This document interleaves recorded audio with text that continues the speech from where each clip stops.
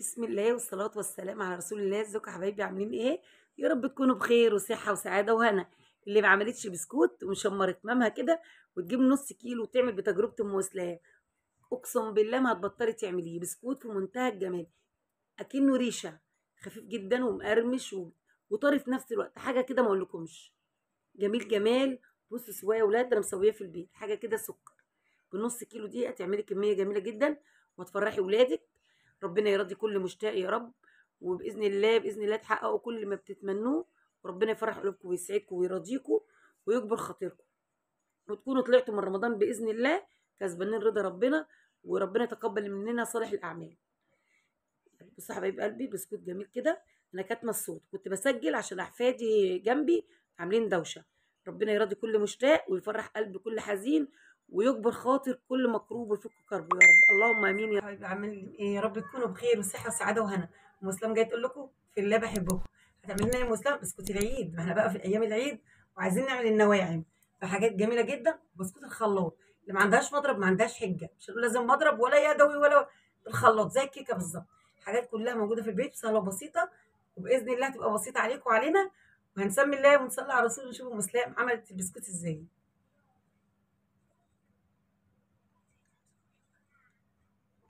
بصوا يا حبايب قلبي، ركزوا معايا. طبعا كل كيلو دقيق بنحط عليه 4 بيضات، ماشي كده. انا هعمل 3 كيلو، يبقى احط كام بيضه؟ 12، بس دي مكسوره يعني هحطها برده. وهنحط كيس بيكنج باودر، وهنحط معلقه برتقال لو انتوا عايزين، اللي هو التانج. وممكن تستبدليه بكوبايه ونص عصير برتقال. انا هحط لبن زي ما انتوا شايفين كده، ماشي كده. خلينا حاجه حاجه. هنا عندي معلقه كاستر، معلقه لبن بودره، معلقه نشا. بيعملوا ايه يا ام مسلم؟ الكاستر بيدي طعم وريحه زي العسل، اللبن البودره بيزود القيمه الغذائيه، النشا بيعمل قرمشه جميله جدا في البسكوت. طبعا كلنا بنحب البسكوت مقرمش، ما بنحبوش ايه؟ ساكت. طب الكيلو بتحط له 350 جرام سكر و350 جرام سمنه، ماشي كده. انا هحط كيلو، طبعا على حسب طلبك انت، على حسب ما انت بتحبي السكر بتاعك. انا هحط كيلو سمنه وكيلو سكر، ماشي كده. استبدلت كوبايه سمنه بكوبايه زيت، تمام كده. دي كلها تكاليفنا. والدقيق انا بستعمل دقيق الاهرامات، دقيق العادي اهو، ولا المغلف ولا المستورد ولا الكلام ده. حاجاتنا كلها بسيطه وعلى قد الايد، وباذن الله هتبقى بسيطه عليكم وعلينا، ماشي كده حبايب قلبي. طبعا الحاجات دي كلها هتتحط على الدقيق، هركنها بعيد. اللي هتحط في الخلاط معايا والبيكنج باودر برده على الدقيق، ماشي كده. دي النشادر هاخد نص معلقه احطها على نص كوبايه اللبن ديت وانا بضرب في الخلاط.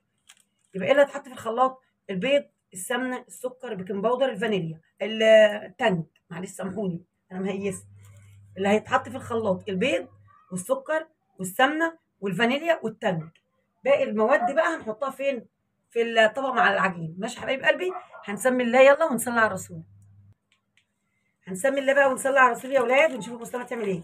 نحط البيضه اهو يا اولاد، ما شاء الله، زي ما اتفقنا الكيلو 4 بيضات. هنعد بنسمع تاني، و350 جرام سكر، 350 جرام سمنه. وممكن تقللي السكر على حسب رغبتك، ماشي كده يا قلبي. اللهم صل وسلم وبارك عليك يا حبيبي يا رسول الله. طبعا ما تقليش على الخلاط، حبه حبه عشان خلاطك ما يبص، مش هيبقى من كله نعمل كف بسكوت ونبوظ الخلاط، ماشي كده. نحط البيض، نحط السكر، نحط جزء من السمنه، بصوا اهو عشان نتقل طبعا. وعايزين الخليط ناعم، ما يبقاش السكر فيه محصن ولا حاجه. اللهم صل وسلم وبارك على سيدنا محمد. بصوا يا حبايب قلبي، وفي بقى معلقه جميله جدا هنحطها مع بعض، بس قولوا معايا اما نشوف. انا هكتم الصوت طبعا عشان صوت الخلاط عندي مزعج، مزعج بزياده كمان، مش مزعج كده بس.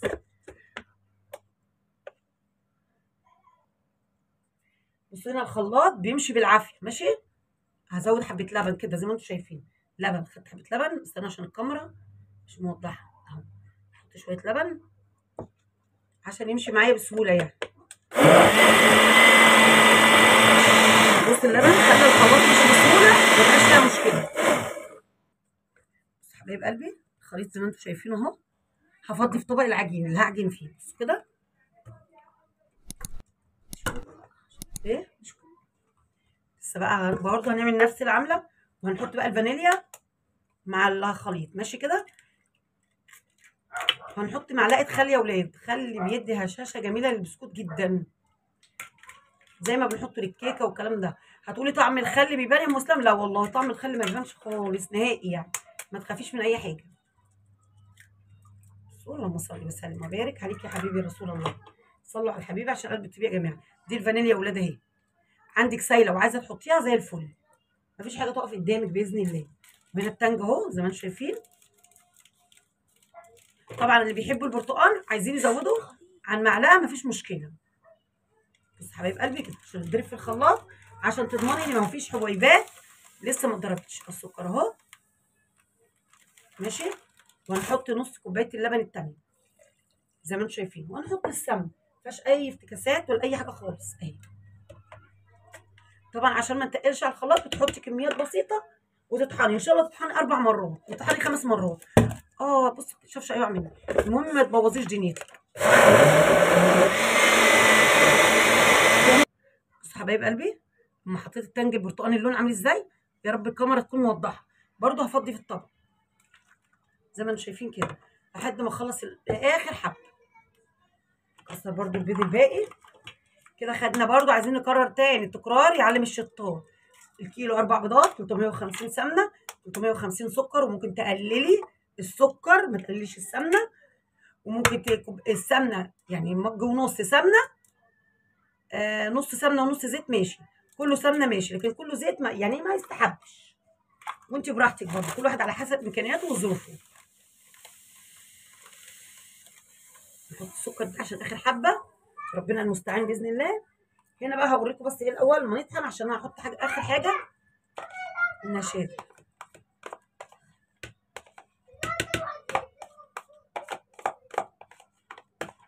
بصوا يا حبايب قلبي، لا ثواني.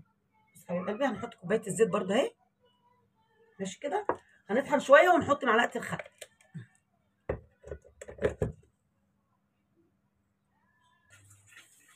بصوا معلقه الخل يا حبايب قلبي.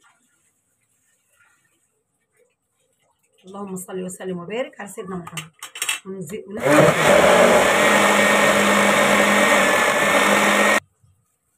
صباح يا حبايب قلبي، نشادت على طرف المعلقه ونضيف حبه اللبن دول ونضربه مع الحاجه في الخلاط اهو عشان نتاكد ان هو اتضرب كويس. اهم حاجه ضرب. بصوا حبايب قلبي دي اخر حطه اهي خلاص. هننزل الخليط كله عشان طبعا دي حاجات بمقادير، لازم الخليط كله ينزل. اللهم صل وسلم وبارك على سيدنا محمد. اللي وصل معايا لحد هنا فضلا وليس امرا يعمل لمسلم اللايك الجميل، ويعمل تعليق زي العسل زيكم كده، ودعوه جميله كده في الايام المفترجه دي تفرح قلبي وتسعدني يا رب، ويزيح الهم والغم علينا وعلى جميع خلق الله يا رب، وباذن الله يجعله عيد سعيد عليكم وعلينا وعلى امه محمد. بصوا حبايب قلبي زي الفل زي الفل. طبعا هندخل الدقيق يا ولاد، ما شاء الله اللهم بارك. تدخلي حتى لو متاكده ان الدقيق نظيف لازم يتنخل، عشان لو في اي زي ما احنا قلنا اي شوائب اي تكتلات اي حاجه ما تبوظيش الحاجه على حاجه هايله. وهقول لك حاجه، لو انت مش متاكده من المقادير اللي انت بتعمليها اعملي تجارب بكميات بسيطه عشان ما تبوظيش الحاجه. اللهم صل وسلم وبارك عليك يا حبيبي يا رسول الله. طبعا انا مش هحط ال3 كيلو كلهم، هحط لحد ما العجينه تتمسك مني، ممكن على حسب نوع الدقيق، فاهمني طبعا. اللهم صل وسلم وبارك عليك يا حبيبي يا رسول الله. بصوا حبايب قلبي هنا هنحط ايه بقى؟ هنحط اهو الكاستر والنشا واللبن البودر، هنحطه عادي عشان يتجانس مع الدقيق كله، مش لازم افضيه على الدقيق راسا يعني. بصوا هندخل الدقيق عشان انا لازم ادخل بايديا الاثنين وارجع لكم تاني. بصوا حبايب قلبي هنحط معلقه بيكنج باودر مش كيس كامل اهو، عشان طبعا احنا حاطين نشادي عشان ما ينفش معاكي، هتزودي هينفش معاكي واحنا مش عايزين كده. اشمر ايدي بقى واسمي الله واصلي على الرسول وابتدي ايه اعجن. اللهم صل وسلم وبارك عليك يا حبيبي يا رسول الله. يا رب يا رب تطلع قرفتهم حلوه يا اولاد. كنا اما الحاجه تبقى سهله كده وبسيطه نقول قرفه صاحب الحاجه هي اللي بتعدي. ما شاء الله. اللهم صل وسلم وبارك عليك يا حبيبي يا رسول الله.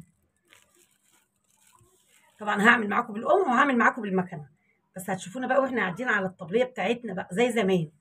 مش بعمل على الرخامه والكلام ده، لا لا لا، ما عنديش الكلام ده، ما بعرفش، بس هوريكم يعني.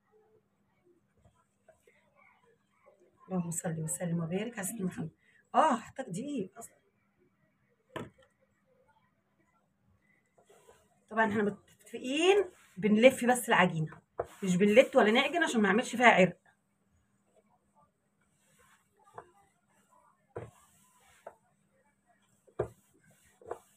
اللهم صل وسلم وبارك عليك يا حبيبي يا رسول الله.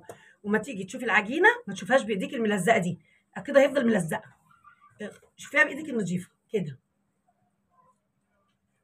لو لسه بتلزق يبقى عايزه منك ايه؟ حبه دقيق. ماشي كده. مش اشكال نحط سوائل تاخد التلاته، بس انا فاهمه عايزاها هشه كده وجميله.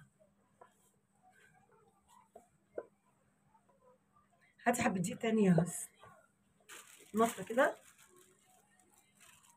حط تاني حبه تاني عشان الف بالمره. بصوا حبايب قلبي،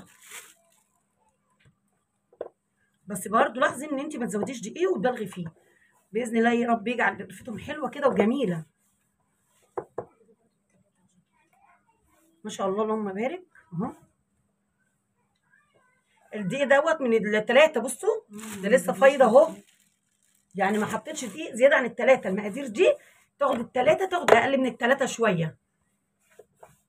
انا مش عايزه ازود عشان انا هعمل عندي قمع كده صغير جميل، عايزه اوريكم كمان طريقته جميله جدا باليد مش بالكيس ولا حاجه. بيعمل بسكوته بصراحه اللهم بارك يعني. اللهم صل وسلم وبارك على سيدنا محمد.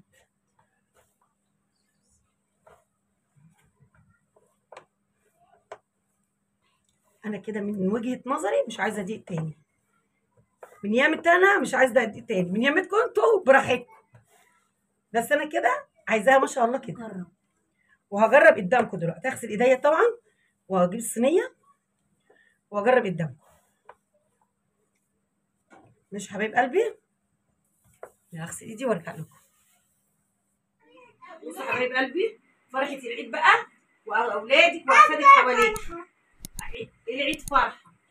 هو البسكوت بيحب اللمه. استني يا توته. لا تشارك كومنت وفعل الجرس عشان يوصلك كل جديد من قناه بستان الف هنا. يلا خلي كل واحد يقول كلمه. اعملوا لايك النظر منهم مستني. فعلوا الجرس يا اولاد على كلمه الكل عشان يوصلكم من ام اسلام كل جديد وكل جميل. كلمة مازن فرحه كده لمت حبايبك كده حواليك. العيد فرحه واجمل فرحه تجمع جمالك وتريحه سعدنا بيك فرحه. حبايب قلبي قالوا بص قربي كده على البسكوت يا ام مازن. بصوا حبايب قلبي، صدقوني المكنه احسن من القمع اللي احنا اشتريناه. اشترينا 2 ب 20 جنيه.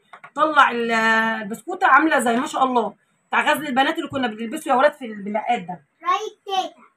رايك لتيتا اسمها كلام كرم. وقلب التيتا. جميل حبايب قلبي ما تحرمش منكم. طبعا ايه ام اسلام تستاهل اللايك في لمه حبايبها حواليها. انا عملت لها قلب. لا استنى. وقلب تاني. ماشي حبايب قلبي، نخلص بقى نرجع لكم تاني.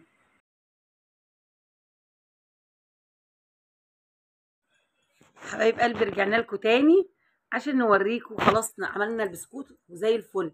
المنقوش ده يا مسلم مش كحك والله يا اختي، دي اللي بيطلع من المكنه فخلاص ما بتفرمش تاني. هسيبه؟ لا ما سيبوش. رحت ماسكاه بطاطاه ونقشاه ومخليها زي الفل زي ما انتم شايفين. دي البسكوته بصوا يا ولاد، خفيفه خفيفه جدا وجميله. اهم حاجه بصوا يا شماتة تنتظر فيها. شوفوا المطبخ عامل ازاي، صواني ومواعين ودنيا. والوقت ده الساعه 3:30 الفجر.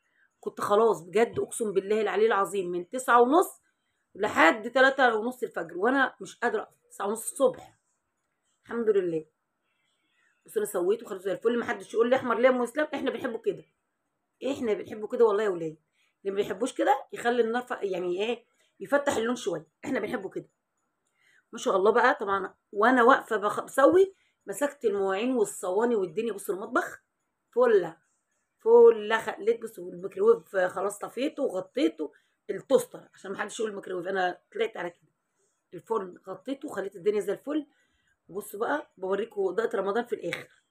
حبيت اعمل لكم بس ايه جو شاعري بعد هدة حيلي ويوم طويل. اسيبكم في رعاية الله والسلام عليكم.